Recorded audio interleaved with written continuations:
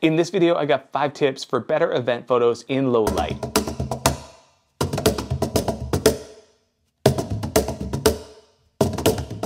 This video is for a beginner or intermediate photographer, somebody who is familiar with on-camera flash or just wants to learn some tricks on how to use it. Nighttime events they can be really challenging. There's many different ways of approaching it.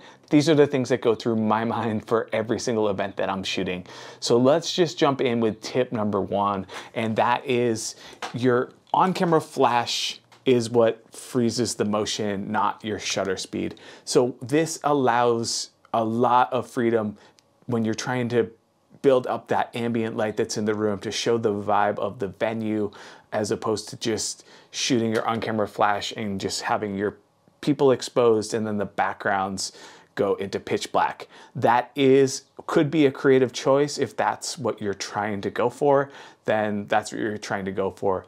This tip is going to give you the freedom to make that decision. So put your camera in manual mode. Once you're in manual, I generally will have a starting ISO of 1600, a shutter speed of 1/60th of a second, and then your aperture, you could go, depending on what lens you got, this is an f4 16-35, so I'll start at f4. From there, you look at your light meter. You're trying to get the little needle to just be in the 0, or if you're trying to have a darker background, you could do a stop below. This can work for both direct flash and for bounce flash.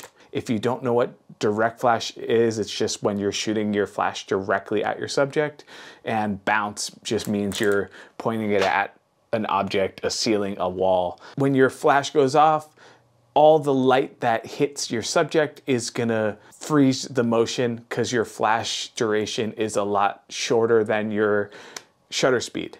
Here's some examples of slow shutter direct flash photos that I took. I'm gonna put the settings on the screen just so you could see what it looks like. One thing to take note of while using direct flash is if you are getting blurry shots with slower shutter speeds, you might have to increase your power output on your flash, since that is what's freezing motion.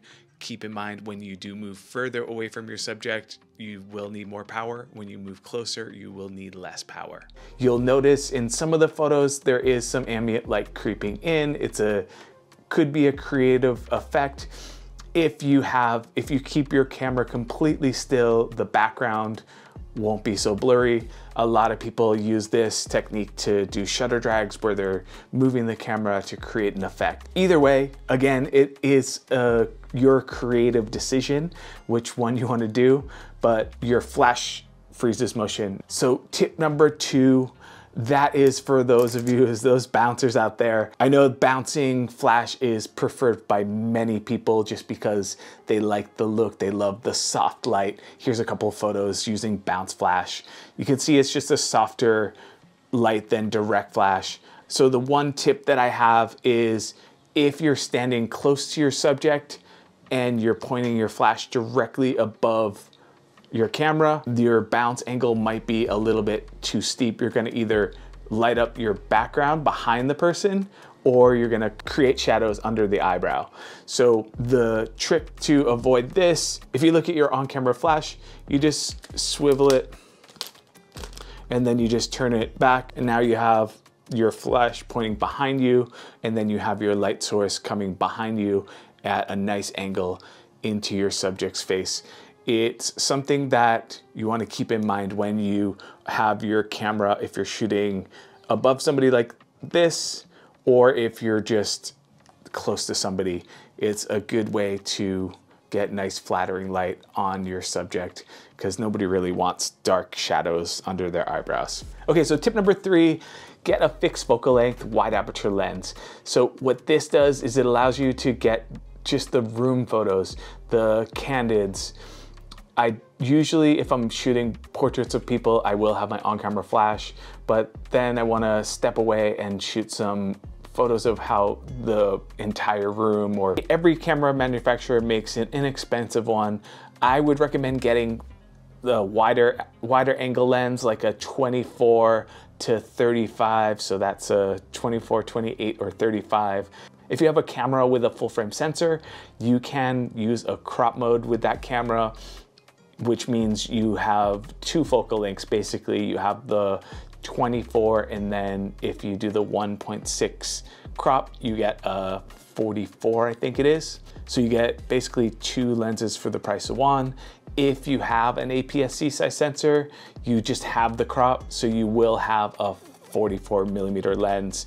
If you were to buy a 50 on your APS-C size sensor, you only get an 80mm lens, which is a little bit tight. You can get great shots using that lens, but it's a little bit tight for shooting events. Now, if you don't have the budget for a wide aperture lens and you just have your kit lens, there is a variable aperture on that lens. So if you just use the widest angle on that lens, you get an aperture of 3.5.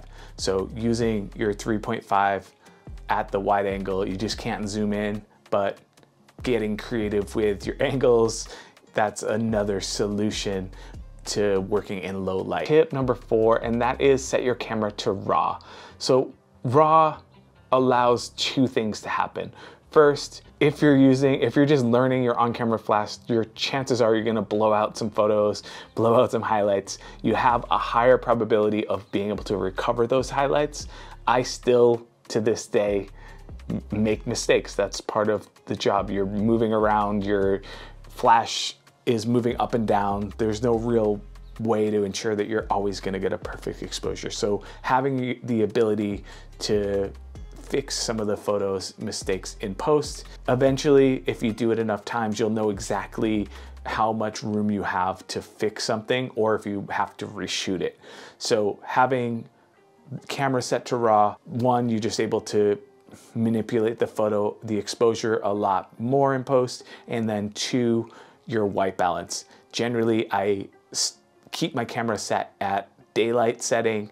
That is the same temperature as your on-camera flash. It's important to keep your white balance set not in auto white balance. The spaces are dynamic. There's a lot of different lighting scenarios, and your camera might make decisions that turn people's faces either completely blue or really warm. So this way, if you are reviewing photos or showing people the back of your screen during the event, you'll have a consistent look, and it'll make the people feel better, and it'll make you look better, which is the name of the game.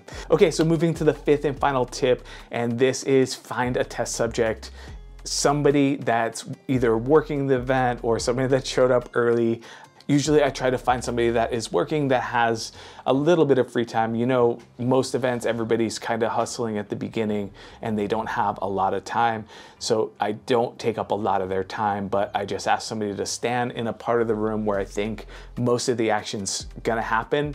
And then I dial in the things like my direct flash settings, what the flash output needs to be, what the ambient setting of the room needs to be, and then I try to find a good place to bounce the light and just dial in those settings too. So that way you have a baseline of where you're gonna start whenever the guests start showing up. You can have your camera ready to go and not miss a beat. I hope these tips help for your next event. I know there's a lot to learn. There's a lot going on. With practice and just reviewing all of your photos and adjusting them, you will get better over time. I promise you that. Don't forget to like and subscribe. I will see you in the next video.